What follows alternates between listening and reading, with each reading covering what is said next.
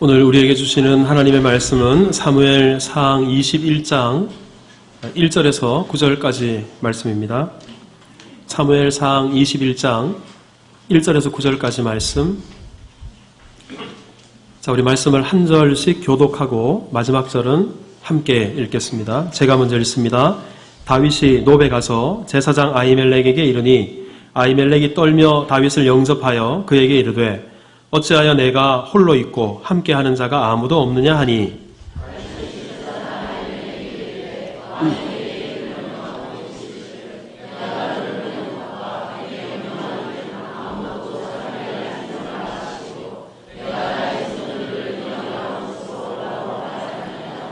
이제 당신의 수중에 무엇이 있나이까 떡 5덩이나 무엇이나 있는 대로 내 손에 주소서 하니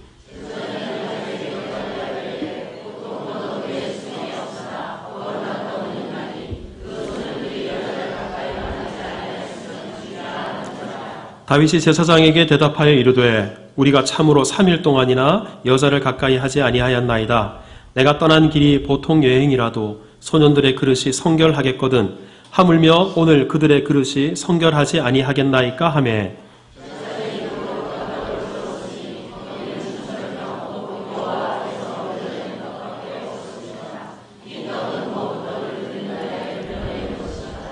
그날에 사울의 신하 한 사람이 여호와 앞에 머물러 있었는데 그는 도액이라 이름하는 에돔 사람이요 사울의 목자장이었더라.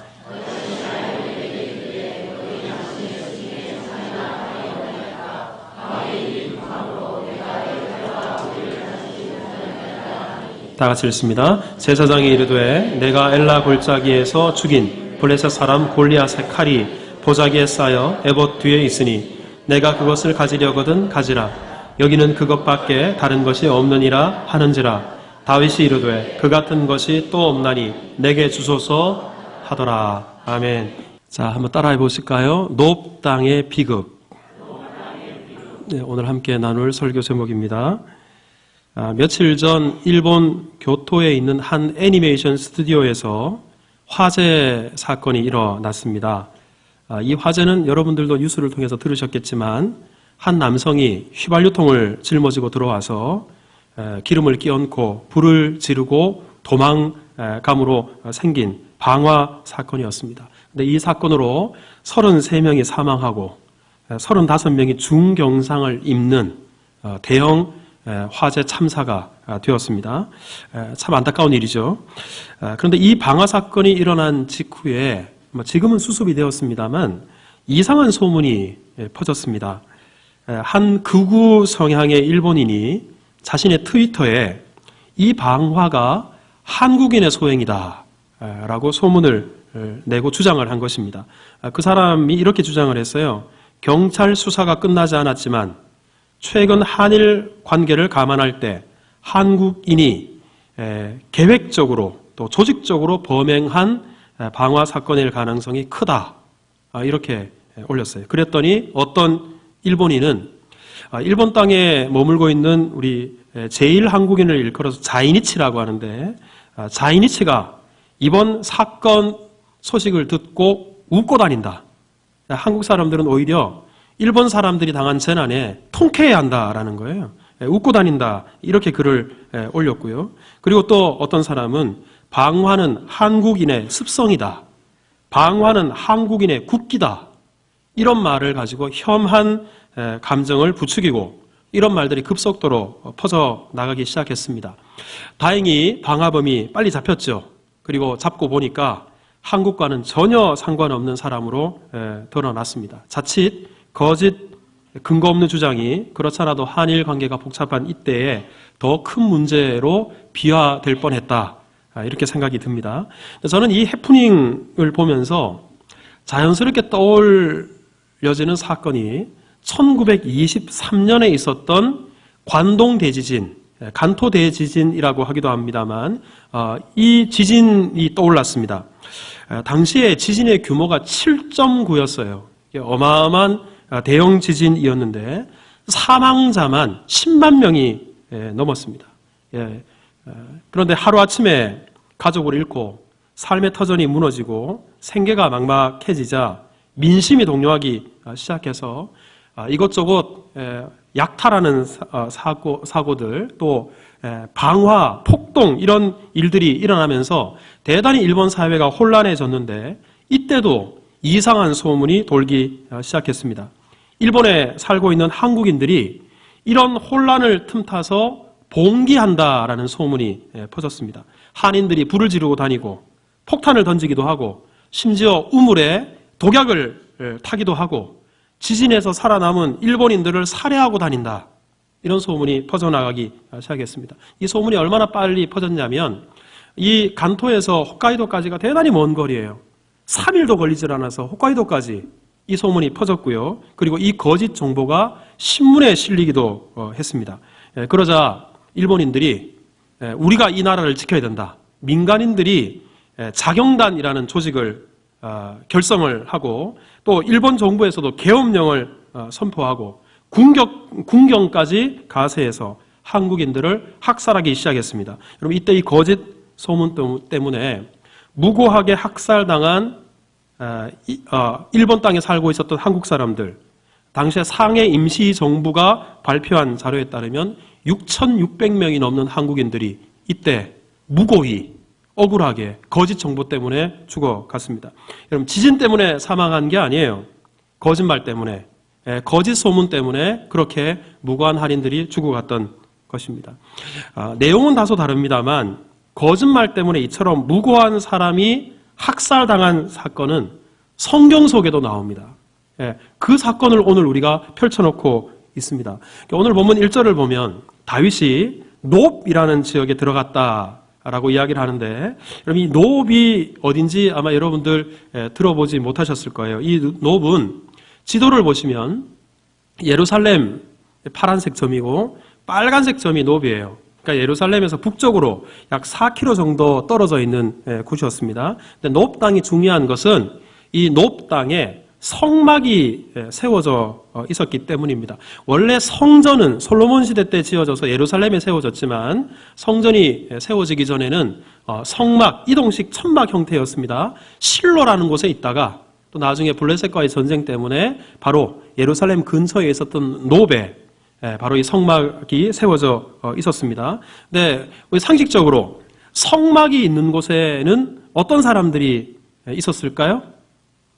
제사장들이 있었겠죠. 왜? 성막을 관리해야 되고 또 성막에서 하나님 앞에 제사를 지낼 때 제사장들이 이 일을 도맡아 했기 때문에 놉 땅은 사실 제사장들이 살고 있는 마을이었습니다. 그래서 놉 땅은 제사장 마을이다. 보통은 이렇게 알고 있었죠. 여러분 이 제사장 마을을 한번 상상해 보십시오. 마을 한가운데 하나님께서 임재하고 계시는 성막이 놓여 있습니다. 그리고 그 마을에는 성직자들이었던 제사장들만 살았습니다. 항상 이 마을은 고요하고 경건하고 그리고 평온했던 그런 곳이었을 것이다. 상상할 수 있어요. 별다른 시끄러운 소리들도 없습니다. 이 마을에서는 소리가 나더라도 기도 소리, 찬송 소리, 하나님을 제사하는 그 소리 외에는 특별한 다른 소리도 들리지 않는 그런 곳이었습니다. 그런데 이렇게 평온한 제사장 마을이 어느 날 비명 소리와 절규가 가득한 아비규환의 처참한 살육의 현장이 되고 말았습니다. 여러분 오늘 우리가 21장을 읽었는데 한 장 넘기셔서 22장 18절을 한번 보십시오. 22장 18절 19절 말씀인데 자, 이 놉 땅, 제사장 마을에 어떤 일이 있었을까요? 자, 18절, 19절 같이 읽습니다. 시작. 왕이 도액에게 이르되 너는 돌아가서 제사장들을 죽이라 하매 에돔 사람 도액이 돌아가서 제사장들을 쳐서 그날에 세마포 에봇 입은 자 85명을 죽였고 제사장들의 성읍 놉의 남녀와 아이들과 젖먹는 자들과 소와 나귀와 양을 칼도 죽였더라. 여러분 이 마을에 제사장들이 85명이 있었는데 모조리 다 죽여버렸어요. 그리고 제사장만 죽임을 당한 것이 아니라 이 마을에 살던 남녀, 제사장이 아닌 사람들까지 심지어 어린아이, 젖먹이들까지 그리고 짐승들까지 생명이 있는 것은 남김없이 다 죽이는 처참한 살상의 현장, 비극의 현장이 되고 말았습니다. 온 마을이 몰살당한 것이죠. 이방인들이 침략해서 벌어진 일이 아닙니다. 같은 동족 이스라엘이 자행한 일이었고 더구나 백성을 보호해야 할 왕의 군대가 이 제사장 마을에 급습해 와서 모든 사람들을 다 죽였습니다. 여러분, 이것은 있어서도 안 되고 있을 수도 없는 일이죠. 설령 놉 땅에 살고 있는 제사장들이 아주 중대한 죄를 지었다 하더라도 왕의 군대가 함부로 제사장들을 죽일 수 없어요. 시편 105편 15절에 보면 하나님께서 말씀하세요. 나의 기름 부은 자를 손대지 말아라. 선지자들을 해하지 말아라. 하나님의 엄중한 명령입니다. 누구보다도 하나님의 말씀을 목숨처럼 여기고 지켜야 될 왕이 이 하나님 말씀을 거슬려서 바로 제사장들을 다 죽인 것입니다. 왜 이런 참상이 벌어졌을까? 왜 놉 땅에 이런 비극이 벌어졌을까? 오늘 본문이 바로 그것을 설명하고 있는데 그 이유가 바로 앞서 말씀드린 것처럼 거짓말 때문이었습니다. 여러분, 오늘 이 이유를 우리가 알기 위해서는 이곳에 왕의 군대, 사울의 군대가 놉 땅에 들어가기 전에 다윗이라는 사람이 이 놉 땅에 들어간 것을 오늘 본문이 말합니다. 여러분, 21장 1절을 한번 보세요. 다윗이 어디에 갔습니까? 놉에 갔어요. 다윗이 놉에 갔습니다. 그런데 다윗이 놉 땅에 왜 갔는가? 이거 중요해요. 이때 당시는 아직 다윗이 왕이 되기 전이었습니다. 우리는 다윗이 어떤 사람이었는지 잘 압니다. 왕이 되기 전에도 다윗은 사울 왕의 사위였어요. 그리고 지근거리에서 왕을 모시는 사람이었습니다. 그리고 군대 장관이기도 했습니다. 여러분, 이 정도 되면 다윗은 누구보다도 왕과 친근해야 되는데, 그런데 실상은 그렇지 못했습니다. 사울 왕이 다윗을 대단히 미워했습니다. 어느 정도로 미워했냐 그러면 다윗을 죽이지 못해서 안달났어요. 그리고 공공연하게 자기 아들, 자기 신하들에게 다윗 죽이라고. 그럼 사무엘상 19장 1절에 보면 아예 그냥 대놓고 요나단 그의 모든 신하들에게 다윗을 발견하는 즉시로 죽여라. 말만 이렇게 한 것이 아니었습니다. 어느 날 사울 가까이에서 다윗이 있은 적이 있었어요. 이때 사무엘상 19장 10절에 보면, 자, 같이 한번 읽어봅시다. 시작. 사울이 단창으로 다윗을 벽에 박으려 하였으나 사울의 앞을 피하고 사울의 창은 벽에 박힌지라 다윗이 그 밤에 도피하여. 그날도 다윗이 궁궐에 있었는데 발견하자마자 창을 들고 다윗을 향해 던졌어요. 다행히 창은 비껴나갔지만 어떻게 다윗이 사울과 함께 그 예루살렘에 머물러 있을 수 있겠습니까? 그래서 그 밤에 급히 목숨을 구명하기 위해서 예루살렘을 떠나고 사울에게 피해서 그 밤에 도망을 갔습니다. 이렇게 도망가서 도착한 곳이 어디냐면 바로 이 제사장 마을이었어요. 놉 땅에 도망을 온 것입니다. 자, 다윗이 이곳에 도착하자마자 오늘 본문을 보면 제사장 마을의 대표였던 아히멜렉이 나와서 다윗을 맞이합니다. 자, 우리 1절을 한번 읽어보십시다. 우리 1절 다 같이 시작. 다윗이 놉에 가서 제사장 아히멜렉에 이르니 아히멜렉이 떨며 다윗을 영접하여 그에게 이르되 어찌하여 내가 홀로 있고 함께하는 자가 아무도 없느냐 하니. 여러분, 아히멜렉이 다윗을 보자마자 떨었다 그럽니다. 그 정도로 다윗이 권세가 있는 사람이고 높은 사람이었다라는 증거겠지요. 그런데 아히멜렉이 다윗을 보니까 좀 이상해요. 그 왜 이상하냐 그러면 이처럼 지체 높은 사람이 제사장 마을에 왔는데 그러면 당연히 수행하는 사람들도 있어야 될 것이고 호위 군대도 있어야 될 텐데 혈혈단신 혼자 제사장 마을에 찾아온 것입니다. 이것을 이상히 여겨서 아히멜렉이 묻습니다. 어찌하여, 우리 한글에는 네가 그랬습니다만 반말 못해요. 어찌하여 당신은 홀로 있고 함께하는 자가 아무도 없습니까? 어째서 이 제사장 마을에 혼자 왔습니까? 제사장이 그렇게 질문을 했습니다. 자, 이 제사장의 질문에 다윗이 어떻게 대답했는가가 대단히 중요해요. 왜? 이 대답이 놉 땅의 큰 비극을 초래하는 단초가 되었기 때문에 그렇습니다. 자, 다윗이 어떻게 대답했을까요? 2절 같이 읽습니다. 시작. 다윗이 제사장 아히멜렉에게 이르되 왕이 내게 일을 명령하고 이르시기를 내가 너를 보내는 것과 내게 명령한 일은 아무것도 사람에게 알리지 말라 하시기로 내가 나의 소년들을 이러이러한 곳으로 오라고 말하였나이다. 자, 여러분, 여기서 다윗이 아히멜렉의 질문에 대답을 했는데 이 2절의 말씀은 간단합니다. 간단하게 설명하면 나는 지금 왕으로부터 특명을 받아서 여기 왔다. 왕의 명령이기 때문에 내가 다 말할 수도 없다. 그리고 대단히 비밀스러운 명령을 받아서 왔기 때문에 사람들 다 내버려두고 나 혼자 왔다. 이렇게 말을 했습니다. 자, 여러분에게 질문하겠습니다. 이 다윗의 말이 사실입니까? 네, 사실이 아니죠. 여러분, 팩트는, 사실은 다윗이 이 제사장 마을에 들어온 것은 사울에게서 쫓겨서 왔어요. 사울에게서 죽음을 모면하기 위해서 도망쳐 온 것입니다. 그런데 지금 제사장에게는 다윗이 왕의 명령을 받아서 왔다. 왕의 심부름으로 왔다. 이렇게 말을 했습니다. 여러분, 이렇게 사실과 다른 말을 우리는 무슨 말이라고 합니까? 거짓말이라고 합니다. 다윗이 지금 제사장에게 거짓말을 하고 있는 것입니다. 근데 이 거짓말은 한 번으로 끝나지 않습니다. 도피 중인 다윗에게 가장 필요한 것이 있다면 먹는 거예요. 그리고 급히 도망 나오느라 자기 몸을 보호할 무기 하나도 챙겨오지 못했습니다. 이 음식과 무기가 다윗에게는 필요했습니다. 그래서 오늘 보면 3절에 다윗이 제사장에게 요청합니다. 자, 3절 같이 읽습니다. 시작. 이제 당신의 수중에 무엇이 있나이까? 떡 5덩이나 무엇이나 있는 대로 내 손에 주소서. 먼저 떡 좀 달라. 내 배고파 죽겠다. 먹을 것 좀 달라라고 부탁을 합니다. 여기까지는 괜찮은데, 그런데 8절에 한 가지를 더 부탁합니다. 자, 우리 8절 같이 읽읍시다. 8절 시작. 다윗이 아히멜렉에게 이르되 여기 당신의 수중에 창이나 칼이 없나이까? 됐습니다. 음식뿐만 아니라 다윗에게 필요한 것이 무기가 필요했다 그랬는데 아히멜렉에게 묻습니다. 혹시 이곳이 제사장 마을이긴 하지만 창 없습니까? 칼 없습니까? 이렇게 질문을 했어요. 그런데 이 무기를 얻으려고 그 다음에 다윗의 말이 또 중요해요. 자, 그 다음 이어서 보십시오. 왕에부터 읽습니다. 시작. 왕의 일이 급함으로 내가 내 칼과 무기를 가지지 못하였나이다 하니, 왕의 일, 왕의 명령, 이것이 대단히 급해서 내가 칼과 무기를 가지고 오지 못했다. 자, 이 말도 사실입니까? 아니면 거짓말입니까? 역시 거짓말입니다.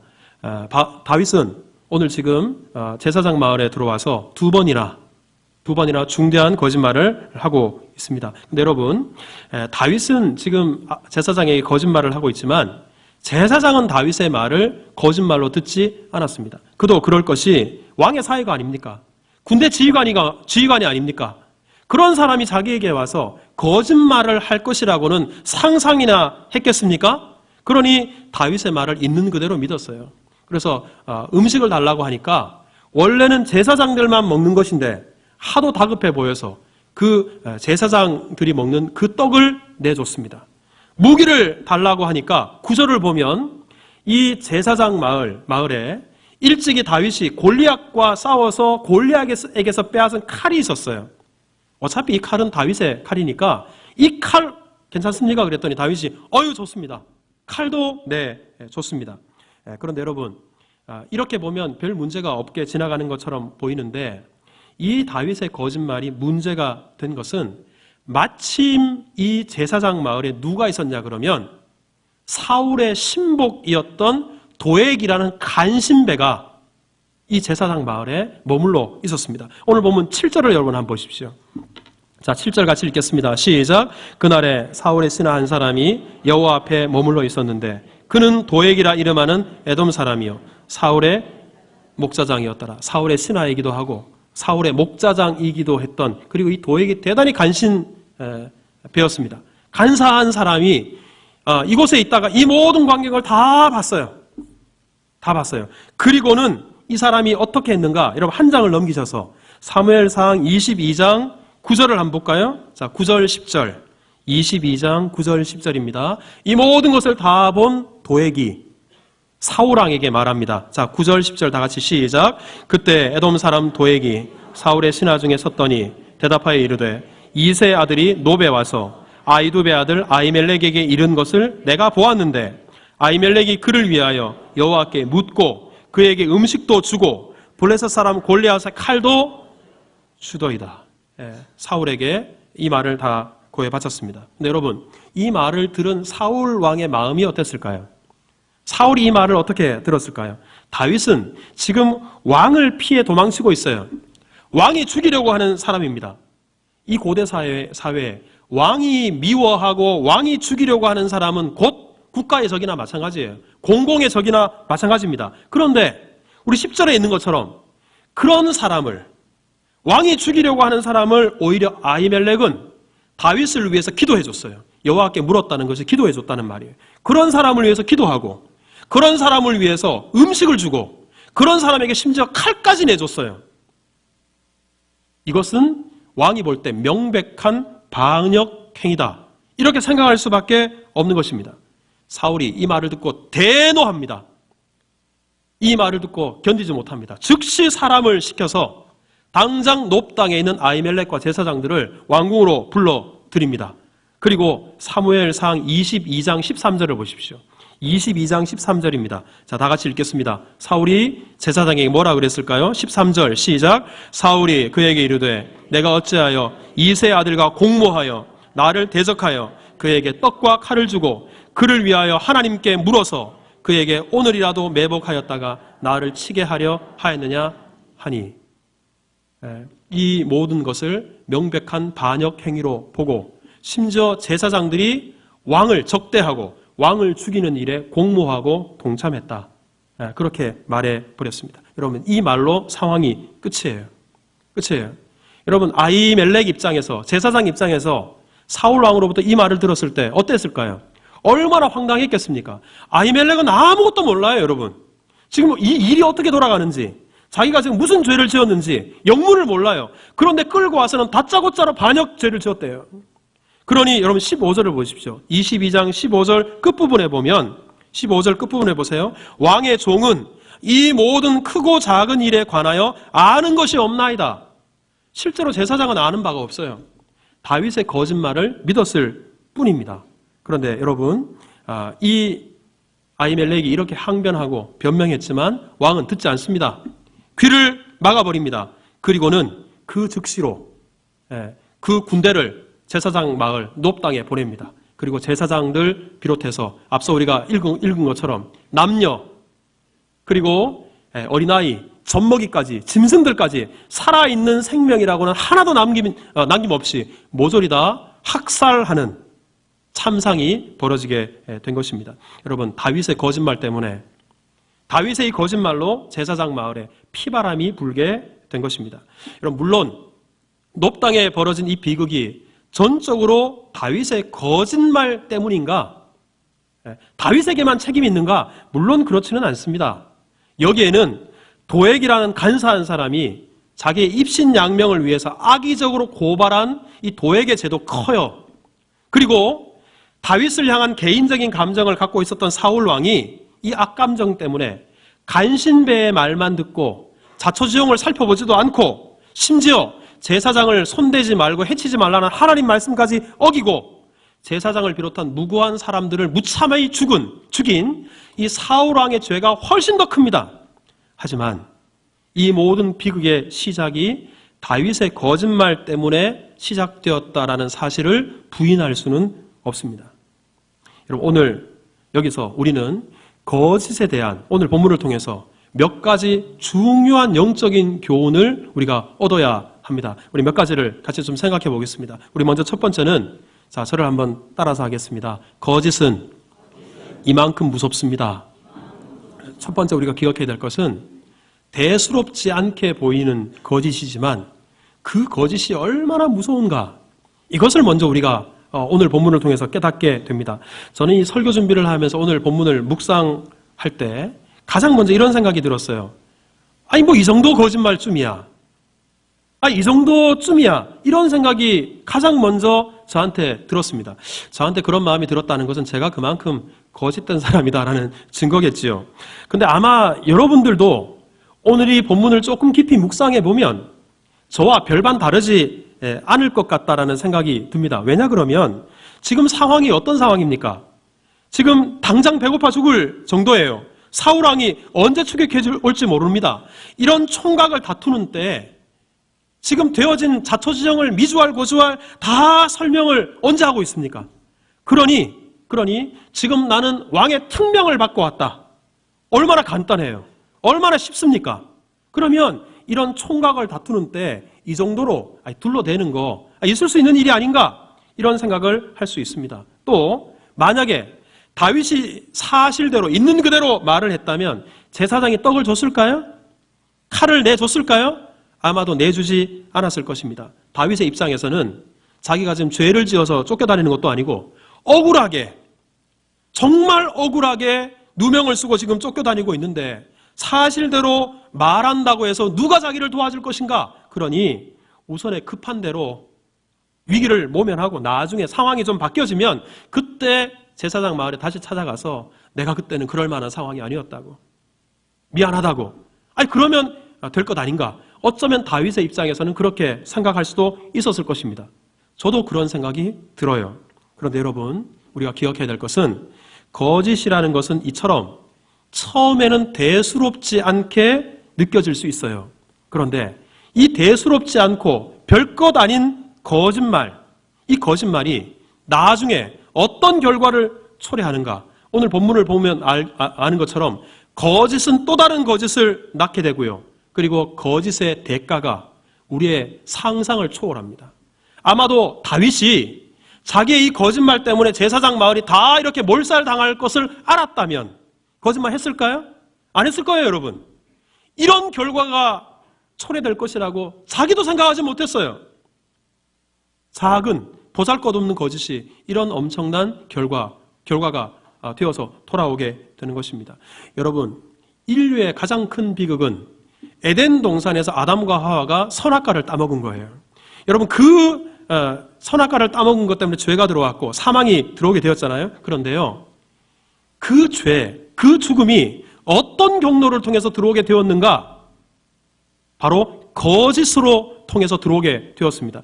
여러분, 창세기 2장 16절, 17절에 보면 하나님께서 아담과 하와에게 이렇게 말씀하십니다. 같이 한번 읽어봅시다. 시작. 동상 각종 나무의 열매는, 선악을 알게 하는 나무의 열매는 먹지 말라.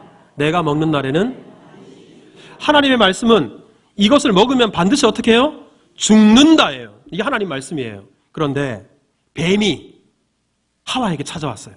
그리고는 하와에게 어떻게 말을 하는가? 창세기 3장 4절에 뱀의 말을 한번 들어보십시다. 다 같이 시작. 뱀이 여자에게 이르되 너희가 결코 죽지 아니하리라. 오히려 그것을 먹으면 눈이 밝아져서 하나님처럼 될 것이다. 이게 무슨 말이에요?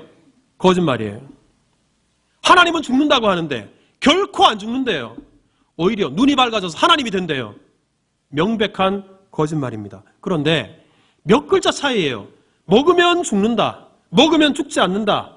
몇 글자 차이지만 이 진실과 거짓, 아담과 하와는 거짓을 택합니다. 그 결과가 이 거짓으로 말미암아 죄가 그리고 죽음이 들어오게 되었고 우리는 이것 때문에 영원한 심판을 받을 수밖에 없는 존재가 되고 말았습니다.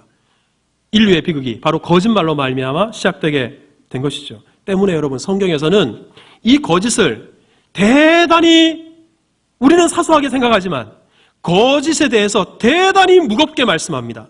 여러분, 시편 101편 7절에 하나님께서 어떻게 말씀하시는가? 우리 다 같이 시작. 거짓을 행하는 자는 내 집안에 거주하지 못하며 거짓말하는 자는 내 목전에 서지 못하리라. 거짓을 행하는 사람은 하나님 앞에 오지도 못하고 하나님 앞에 서지도 못할 것이다.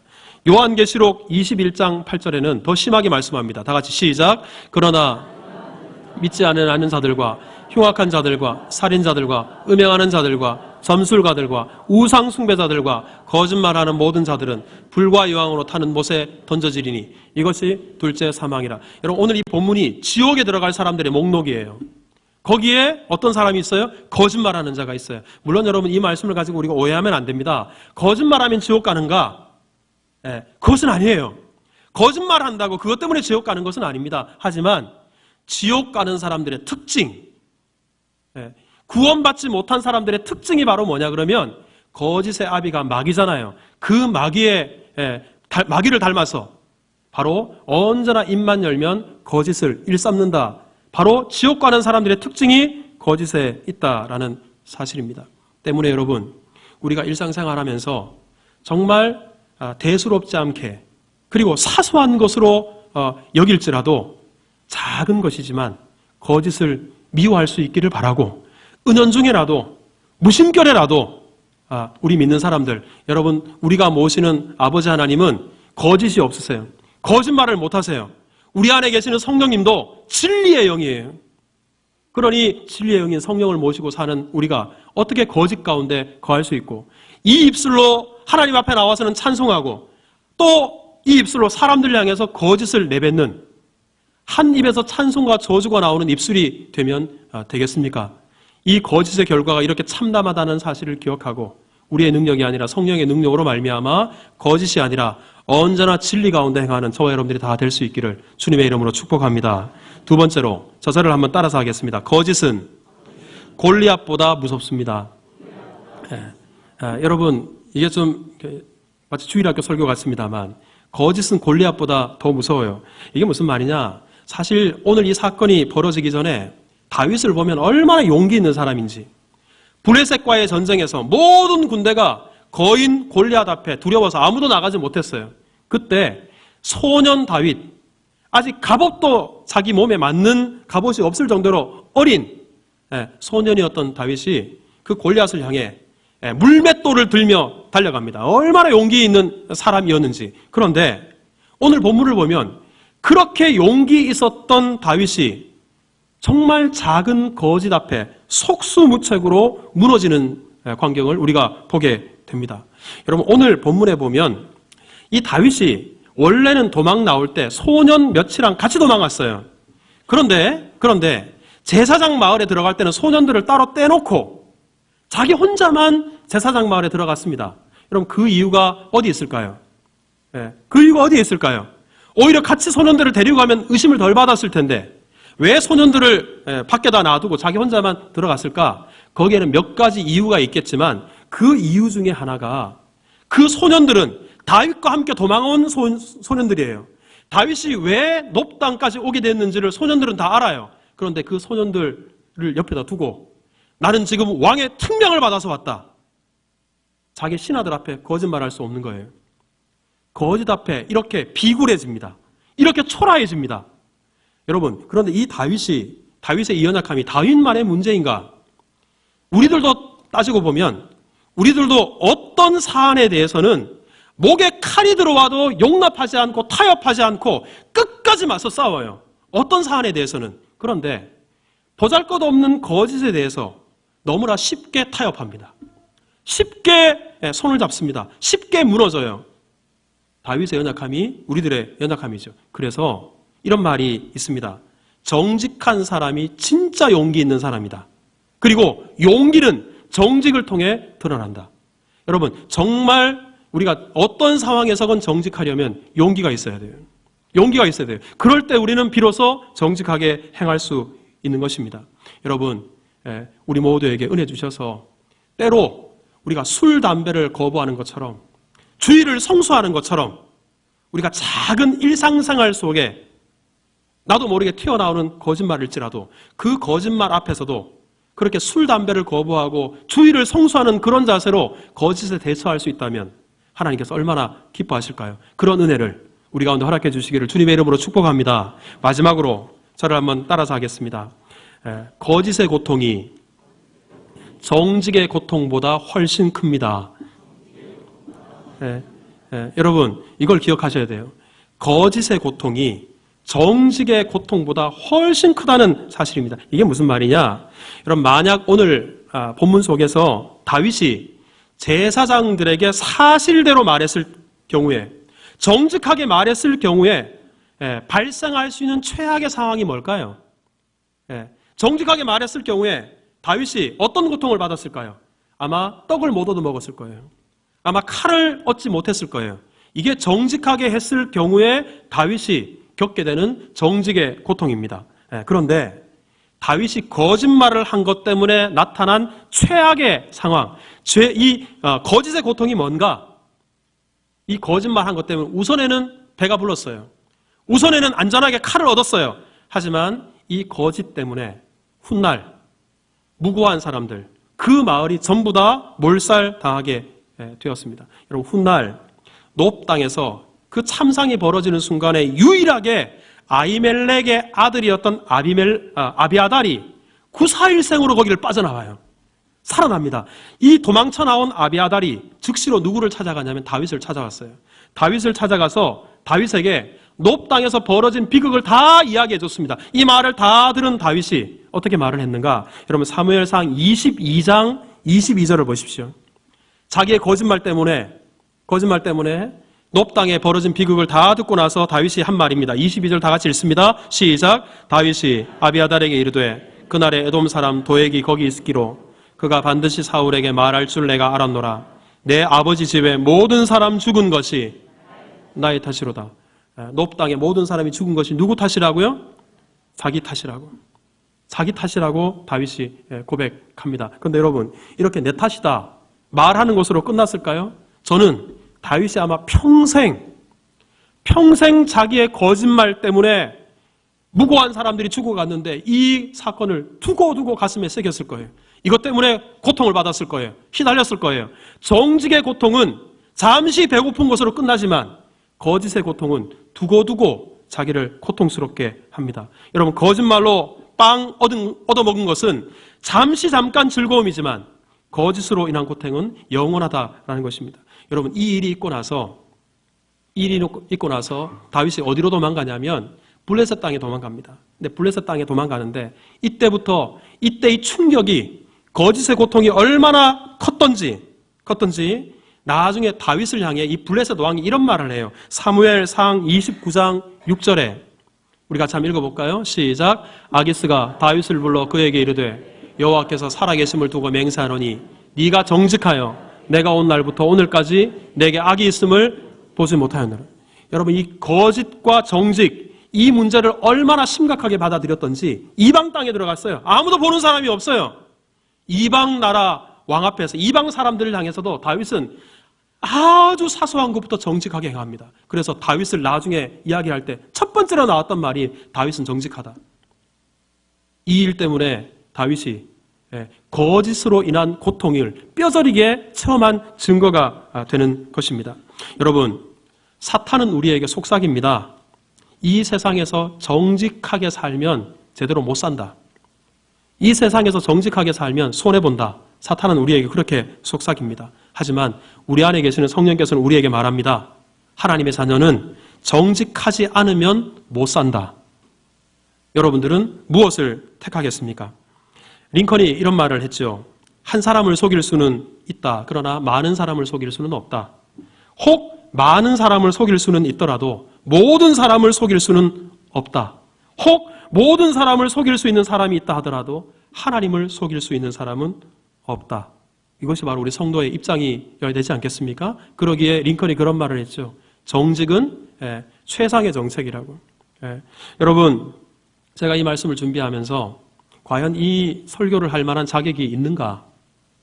내가 얼마나 거짓된 사람인데 과연 정직하라고 성도들에게 설교할 수 있을까?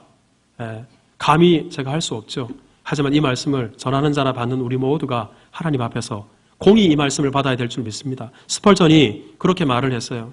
여러분들은 저를 경건하고 거룩한 사람으로 보지만 아마 제 속을 조금이라도 열어서 여러분들이 본다면 아마 당장 제 얼굴에 침을 뱉을 겁니다. 당장 제 뺨을 후려칠 것입니다. 그만큼 저는 거짓되고 하나님 앞에 죄인입니다. 그 스펄전의 고백이 저의 고백이기도 합니다. 우리 모두의 문제이기도 합니다. 그러기에 여러분, 우리가 아무리 정직하게 살려 하더라도 우리도 모르게 거짓과 짝하고 살아갈 때가 많죠. 그러기에 저는 다윗의 기도, 훗날 다윗이 하나님 앞에 어떻게 기도했을까? 시편 51편 10절 말씀을 우리가 붙잡았으면 좋겠어요. 우리 같이 읽읍시다. 시작. 하나님이여 내 속에 정한 마음을 창조하시고 내 안에 정직한 영을 새롭게 하소서. 우리 힘으로 정직하게 살아갈 수 없기에 하나님 내 속에 정한 마음을 창조하시고 내 안에 정직한 영을 새롭게 하소서. 성령께서 우리 모두에게 은혜 주셔서 삶의 모든 영역에서 신실하시고 진실하신 하나님 아버지의 마음을 품고 그렇게 정직하게 행하여 하나님의 영광을 드러내는 예수 그리스도의 향기로 살아갈 수 있는 그런 은혜가 우리 모두에게 있기를 주님의 이름으로 축복합니다.